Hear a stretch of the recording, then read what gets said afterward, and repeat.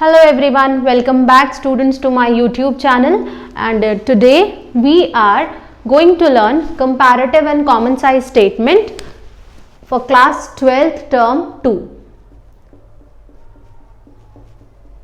So class, before starting chapter को start करने से पहले थोड़ा सा मैं आपको एक रफ आउटलुक समझाना चाहती हूँ कि what actually is common size and comparative statements and हम इसको बनाते क्यों हैं.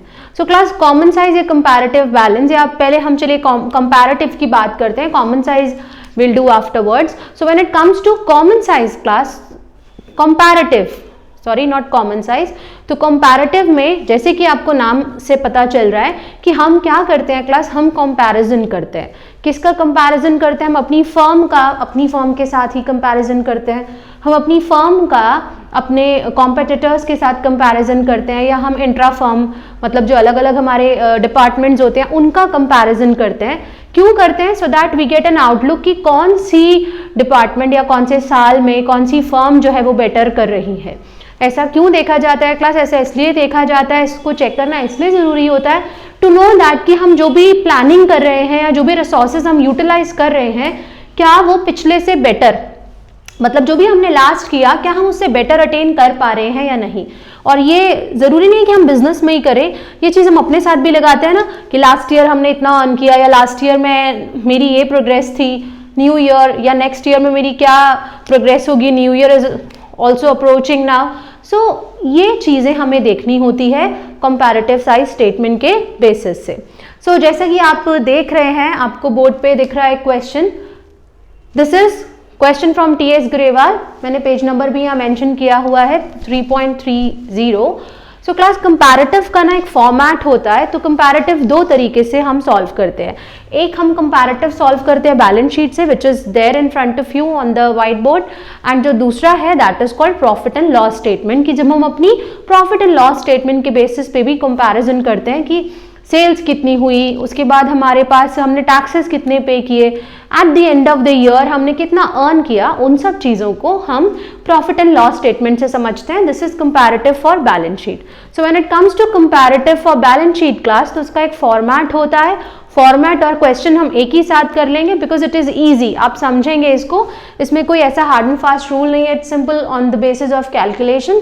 बिकॉज ये जो फॉर्मेट है इसका, ये बैलेंस शीट का ही फॉर्मेट है जो टर्म 1 में आप पढ़ चुके हैं कि लाइबिलिटीज के under liabilities there are 3 major head: share holders fund, equities and liabilities, non current liabilities and current liabilities. Clear? और एसेट में तो दो ही हेड्स होते हैं हमारे एसेट्स में, current assets and non current assets, and at last total. तो ये क्वेश्चन हमें ऑलरेडी गिवन होता है. क्वेश्चन में एक चीज और क्या होती है, करंट ईयर पहले होता है, प्रीवियस ईयर बाद में होता है. And what is the format for comparative size class?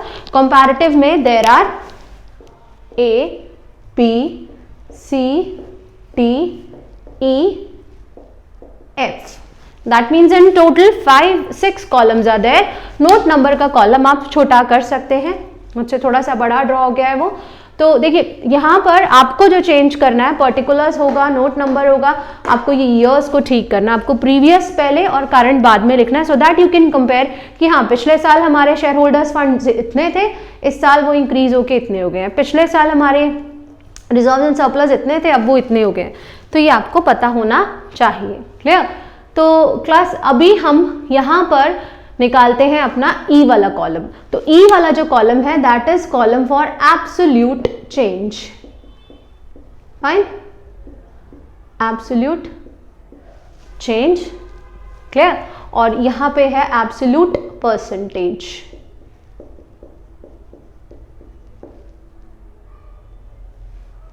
Percentage change, not absolute percentage, इसे हम कहेंगे परसेंटेज चेंज. तो ये दो कॉलम्स हम बनाएंगे. When it comes to absolute change, तो आप अपने देखेंगे कितना इंक्रीज हुआ है, मतलब अपने करंट ईयर में से अपने प्रीवियस ईयर को माइनस कर देंगे तो आपका ये वाला आंसर आ जाएगा. And when it comes to percentage change, तो इसका फॉर्मूला मैं यहाँ लिख रही हूँ, change upon previous year into 100. ये आपको करना है. अब देखिए जैसे अगर हम बात करें 2,44,000 था आपका जो शेयर होल्डर्स फंड था, वो बढ़ के कितना हो गया,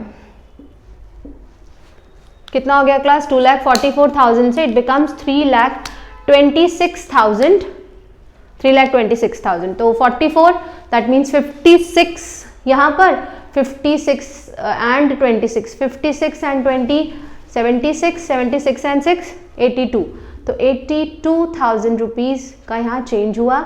यहाँ पे कोई चेंज नहीं है, 1 लाख पहले भी थे रिजर्व इन सरप्लस, 1 लाख अब भी हुए, देयर इज नो चेंज। अब हम आगे चलते हैं, तो अब यहाँ पर 4,38,000 से आपकी जो लॉन्ग टर्म बोरोइंग्स है, आपने जो उधार लिया हुआ है, वो बढ़ के 6,96,000 हो गया। तो कितना हो गया क्लास, 38 है, तो 38 इसको 5 अगर हम करें तो ये हो जाएगा हमारा 40, नॉट 40, इट बिकम्स 62, तो 62 के बाद हम इसमें 1,96,000 और ऐड ऑन कर देंगे, इट बिकम्स 2,58,000, तो 2,58,000 ये हो गया हमारा, एंड 2,20,000 जो है वो हमारा ये हो जाएगा। अगर अब हम यहाँ के चेंज की बात करें तो 860, 40, 9 हो गया, 10, 11, 12, 13, 14, 5, 540 एंड 20, 560। क्लियर? इस तरीके से आपको इनका चेंज देखना है। अब यहां देखते हैं, 4,30,000 से 5,68,000 हो गया, तो अगेन 70 एंड 68, तो 70 एंड 68, 1,38,000 का चेंज हुआ क्लास। यहाँ पर 4 to 6 हो गया, तो यहाँ पर 2,000 का चेंज हुआ क्लास, एंड देन 3,76,000 to 6,46,000, तो 24, यहाँ पर 24,000, फिर 4 के बाद 5, 6, 2,24,000 एंड प्लस 46,000, इट बिकम्स 2,70,000, तो 2,70,000 रुपए यहाँ हुआ।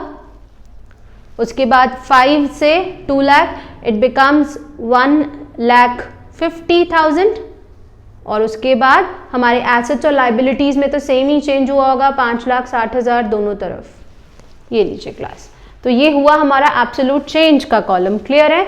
ये कैसे निकला क्लास हमारा एब्सोल्यूट चेंज का कॉलम, 2,44,000, मतलब हमने अपने करंट ईयर, मतलब जो भी हम अब आगे आए उससे प्रीवियस माइनस किया टू चेक कि हम कितना आगे बढ़े हैं। क्लियर? तो एक बार जरा आप इसको देख लीजिए, देन हम नेक्स्ट कॉलम को कैलकुलेट करेंगे।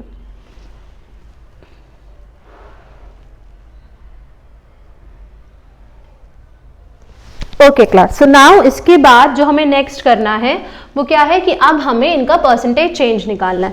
फॉर कैलकुलेटिंग परसेंटेज चेंज मैंने अभी आपको एक फॉर्मूला बताया कि हम वो फॉर्मूला यूज करेंगे, दैट इज चेंज अपॉन में प्रीवियस ईयर अपॉन 100। तो लगाते हैं। अब देखो क्लास, समटाइम्स क्या होता है, आपको ना आपके क्वेश्चन में जैसे शेयर होल्डर फंड है, कोई चेंज नहीं हुआ, तो हम इसको ना कंबाइन करके भी कैलकुलेट कर सकते हैं। लाइक 82,000 डिवाइडेड बाय, ये कितना हो गया टोटल, 3,44,000, तो हमें पता चलेगा कि हमारा जो टोटल शेयर होल्डर्स फंड है उसमें कितना चेंज आया इनटू 100। पहले मैं सारा लिख लेती हूँ कि हमें कौन कौन सा फॉर्मूला अप्लाई करना है इधर। नेक्स्ट क्या होगा class, 2,58,000 divided by previous year 4,38,000 into 100। Clear?